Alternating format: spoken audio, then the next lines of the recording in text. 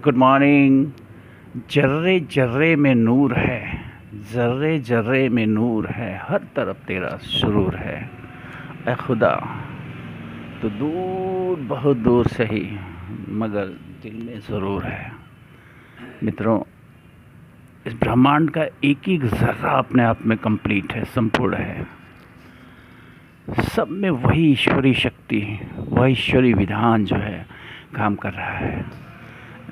As example आप बीज के एक दाने को ले लीजिए, चाहे वह चावल का दाना हो या कुछ भी हो। एक बीज के दाने में अनंत बीज बनने की क्षमता होती है। जैसे आप परमाणु बम को ही ले लीजिए, परमाणु बम में अनंत शक्ति होती है और वो एक एक कणों से मिलकर बनता है। एक एक कणों का विस्फोट जो होता है वो बड़े विस्फोट में बदल जाता है। तो मेरा कहने का जो मतलब है वो ये है कि हमारे चारों तरफ अनंत शक्ति, अनंत ऊर्जा, अनंत सौंदर्य बिखरा हुआ है।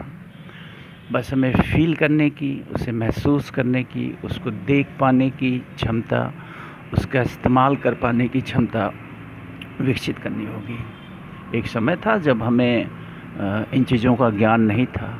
आप आग को ले लीजिए। एक समय था मनुष्य को अग्नि के बारे में कुछ पता नहीं था, लेकिन अग्नि डिस्कवर हुई। और डिस्कवर ही नहीं हुई बल्कि ये पता चला कि अग्नि हमारे चारों तरफ है। बस उसको प्रज्वलित होने के लिए कह सकते हैं साधन की ज़रूरत है। तो वायु हमारे चारों तरफ है, अग्नि हमारे चारों तरफ है, सब कुछ हमारे चारों तरफ है।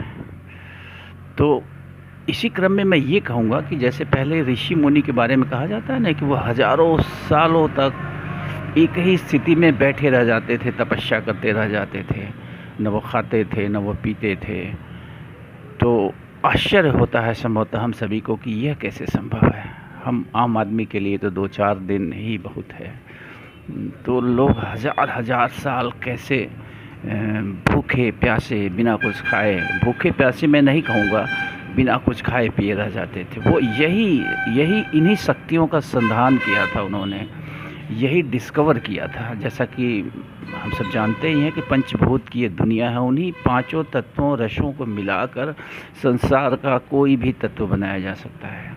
यानी कि अगर हम अपने मस्तिष्क पे नियंत्रण पा लेते हैं तो हम अपना भोजन स्वयं से निर्मित कर सकते हैं, हम अपना पानी स्वयं से निर्मित कर सकते हैं, हम हमारे शरीर में व्याप्त बीमारियों को खुद से समाप्त कर सकते हैं। तो जो चारों तरफ सौंदर्य बिखरा है उसको तलाशिए और वो अंदर जाके मिलेगा। आप अंदर जाइए, अपने, मैं बार बार कहता हूँ, तीसरा नेत्र जो शिव की कल्पना की गई है कि सिर्फ शिव के पास वो तीसरा नेत्र था, मैं कह रहा हूँ कि वो सिर्फ शिव के पास नहीं था, हर व्यक्ति के पास वो तीसरा नेत्र है। हम प्रत्येक व्यक्ति में ये तृतीय नेत्र है और उसको खोलने की क्षमता भी हम सब में है।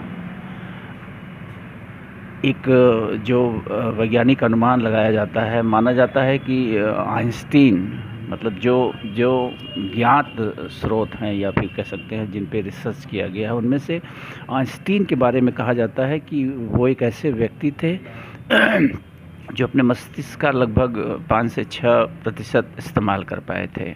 यानी कि आइंस्टीन जो आज की दुनिया के एक महान वैज्ञानिक माने जाते हैं, वो सिर्फ अपने मस्तिष्क का 5% हिस्सा इस्तेमाल कर पाए थे, जो विज्ञान कहता है।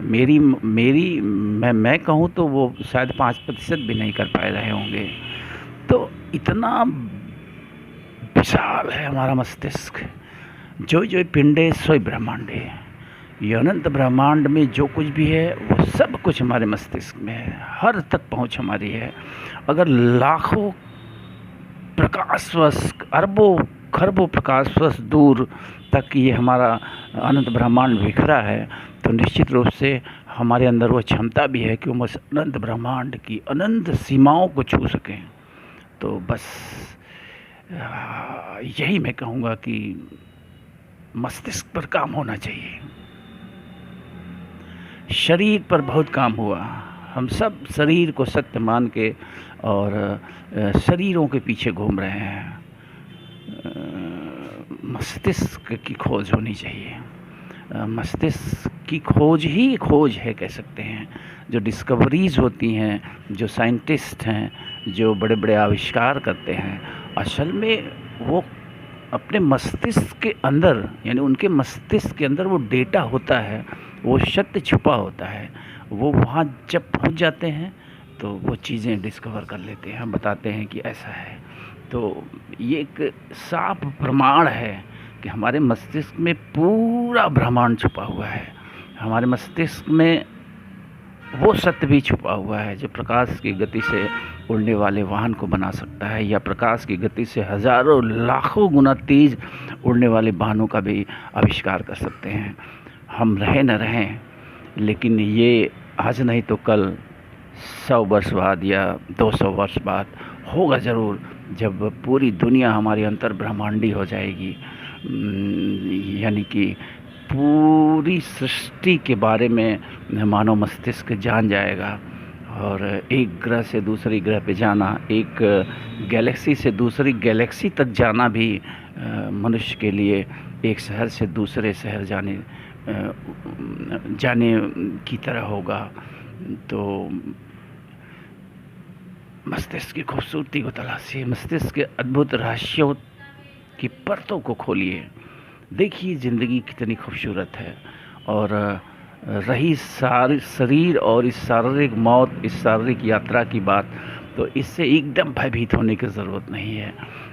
सबसे बड़ा जो कारण है आज दुनिया में, जो तमाम तरह की समस्याएं हैं, जो मनुष्य डरा हुआ है, जो कोई कहने का मतलब है कि मौत से जो डर हमारी है, जो शरीर को हमने मूर्खतापूर्ण ढंग से सत्य मान लिया है कि यहीं तक हमारा जीवन है, यहीं से शुरू होके और शरीर की यात्रा तक ही हमारा जीवन है। नहीं, हम एक दूसरी ही यात्रा, हम एक दूसरे व्यक्ति ही हैं। शरीर तो हमारा है, आखिर कौन कहता है कि शरीर हमारा है? कभी आप पूछिए अपने आप से कि जब आप सपोज किसी एक व्यक्ति को आप अपने सामने खड़ा कर लीजिए, उससे कुछ सवाल पूछिए कि भाई ये हाथ किसका है, तो वो कहेगा ये मेरा हाथ है। उससे फिर पूछिए कि ये पैर किसका है, तो फिर वो कहेगा मेरा पैर है। आप पूछेंगे कि नाक किसकी है, वो कहेगा मेरी है। आँख किसकी है, मेरी है। सर किसका है, मेरा है। ऐसे आप शरीर के सारे अंगों के बारे में जब आप पूछ डालेंगे, तो फिर आप उससे पूछिए कि ये कौन कह रहा था कि मेरा है। यानी कि ये स्वतः प्रमाणित है कि हम जो है शरीर नहीं है, ये हमारा शरीर है, मेरा शरीर है। मेरे कान है, मेरे नाक है, मेरा हाथ है, मेरे पैर हैं। जब ये ख़त्म हो जाएंगे तब भी वो जो हम हैं, वो जो मैं है, वो जीवित रहेगा, क्योंकि वो इमोर्टल है, वो नश्वर है। और ये हमारी जो यात्रा है, उसकी यात्रा है। आज हम पृथ्वी पे हैं, कल हम किसी और गैलेक्सी के किसी और ग्रह पे रहेंगे। ये मान के चलिए, ये जो मैंने जो अनुभव किया है, वो जीवन हमारा कुछ ऐसा ही है। ये जीवन हमारा इतना छोटा नहीं है। ये हमारी जो 150 साल की जो शारीरिक यात्रा है, वो हमारा जीवन नहीं है। ये तो कह सकते हैं कि एक हमें अवसर दिया गया है, प्रयोगशाला में हमें भेजा गया है। हमें मस्तिष्क के साथ, मस्तिष्क जैसे और आँख, नाक, कान, हाथ, इन इक्विपमेंट्स के साथ हमें जो है इस प्रयोगशाला में भेजा गया है। तो इस प्रयोगशाला का आनंद उठाइए और एक कदम और आगे की तरफ बढ़िए। एक और ग्रह के बारे में जानिए, एक और दुनिया के बारे में जानिए, एक और गैलेक्सी के बारे में जानिए, एक और रहस्य के बारे में जानिए। यही जीवन की असल यात्रा है, यही जीवन का असल मकसद है। जीवन का मकसद कतई वो नहीं है जिस मकसद की पूर्ति में हम सब लगे हुए हैं। धन कमाना, मकान बनाना, धन संग्रह करना और अपनों के लिए लड़ना, दूसरों को प्रताड़ित करना। जो है अपनी समृद्धि के लिए दूसरों की समृद्धि को नुकसान पहुंचाना, ये सब मकसद नहीं है हमारे जीवन का। कतई ये मकसद नहीं है हमारे जीवन का। जीवन का मकसद तो बहुत बड़ा है, बहुत बड़ा है, और दुर्भाग्य है कि हम में से अधिकांश उस मकसद से भटके हुए हैं। आज हम अपने असल मकसद से बहुत दूर, बहुत गलत दिशा में, उल्टी दिशा में जा रहे हैं।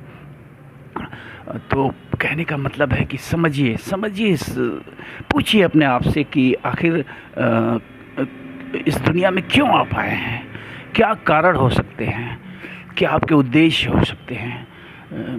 जिस किसी रचनाकार, जो कोई रचनाकार पीछे हमारे बैठा हुआ है, वो जिस किसी ने ये सिस्टम बनाया हुआ है कि इस सिस्टम में हमें डाला हुआ है, उसका क्या मकसद हो सकता है इस सिस्टम में डालने का।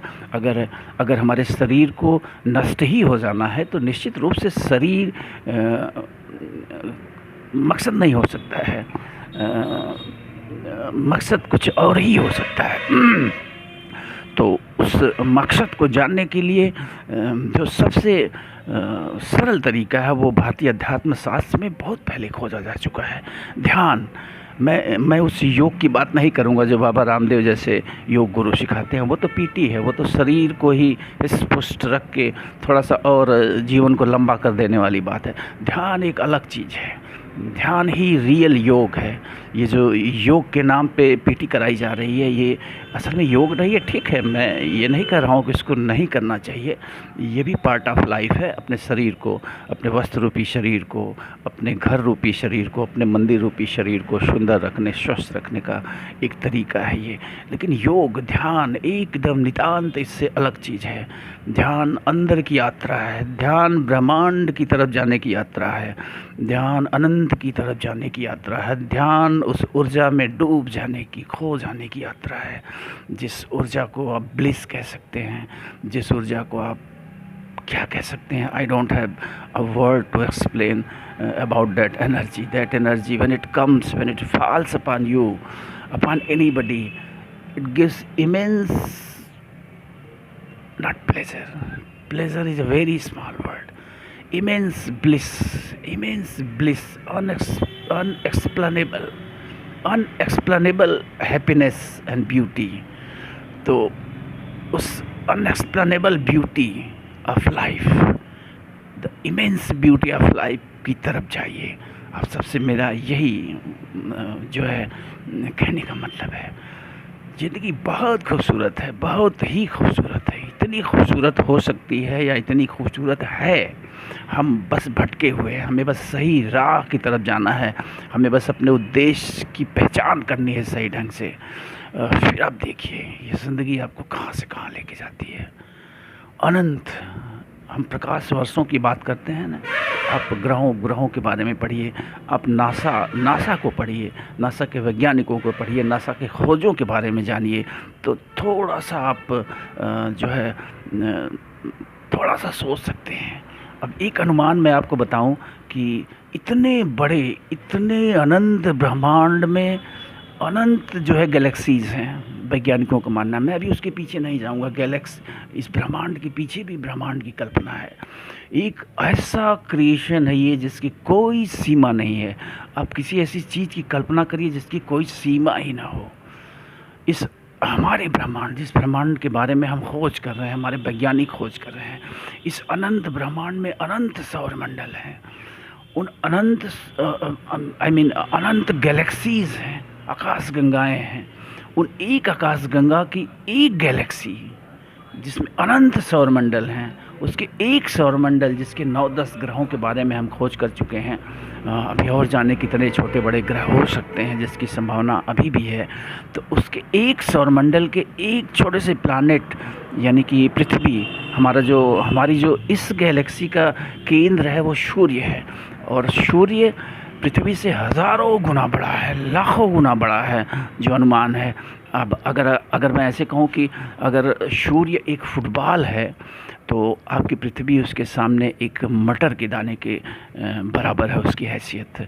तो उस एक प्लैनेट कि एक देश जिसको हमने बाँट डाला है दुर्भाग्य से, उस छोटे से मटर को भी हमने लाइन खींच कर बाँट डाली है, और उस प्लेनेट के एक देश के एक छोटे से शहर के एक छोटे से कोने में एक बड़े से घर, जिसको आप कहते हैं बड़ा सा घर, मैं नहीं कहता हूँ बड़ा सा घर, उसमें रह के इतना अहंकार, इतना घमंड, जाति का घमंड, धर्म का घमंड, यानी अनंत बेवकूफ़ियों वाला घमंड लेके हम सब जी रहे हैं।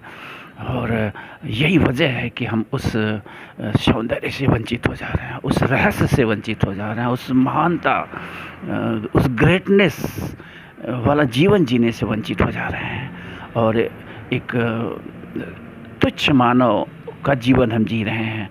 हम बच्चे पाल रहे हैं, हम बीवियां पाल रहे हैं, हम ये तो एक कीड़े मकोड़े भी कर लेते हैं। भोजन इकट्ठा करना, आप देखेंगे तमाम जानवर हैं जिनके जिनके पास न तो घर है, न तो नौकरी है, न तो खाने का भोजन है, फिर भी वो जीवित हैं। प्रकृति उन्हें जैसे तैसे ज़िंदा रख रही है। उन सब के हक़ को हम मनुष्यों ने खा लिया है, लूट के खा लिया है, या कह सकते हैं हड़प लिया है। फिर भी नेचर उन्हें ज़िंदा रखे हुए है। तो बस जीते रहने की यात्रा नहीं है जीवन, इसे समझना होगा हम सभी को। बस आज की वीडियो यहीं समाप्त करता हूँ, फिर आगे मिलते रहेंगे। और इस ढंग की वैज्ञानिक, मैं इसे वैज्ञानिक कहता हूँ, इसे धार्मिक चर्चा नहीं मैं कहता हूँ, हाँ आध्यात्मिक कह सकता हूँ। अध्यात्म को मैं एक विज्ञान ही मानता हूँ। जो हमारे देश में ऋषि थे, मैं उन्हें वैज्ञानिक ही मानता हूँ। वो एक दूसरी तरह के वैज्ञानिक थे, उन्हें मैं अध्यात्म वैज्ञानिक मानता हूँ। उनकी जो खोजें थी वो अंदर जाके उन्होंने सारी खोजें की थी, और आज का विज्ञान जो है बाहर जाके खोजें कर रहा है। दोनों विज्ञान हैं, दोनों उसी सत्य की तलाश कर रहे हैं। एक अध्यात्म वैज्ञानिकों ने तलाशा था, एक भौतिक वैज्ञानिक तलाश रहे हैं। और आप कंपेयर करेंगे तो इन खोजों में ढेर सारी सिमिलरिटी मिलेगी। तो बस अंदर जाइए, थोड़ा अंदर जाइए। तो इसी के साथ गुड मॉर्निंग। आप सबका आज का दिन अच्छा बीते। बस इसी कामना के साथ धन्यवाद, फिर मिलेंगे।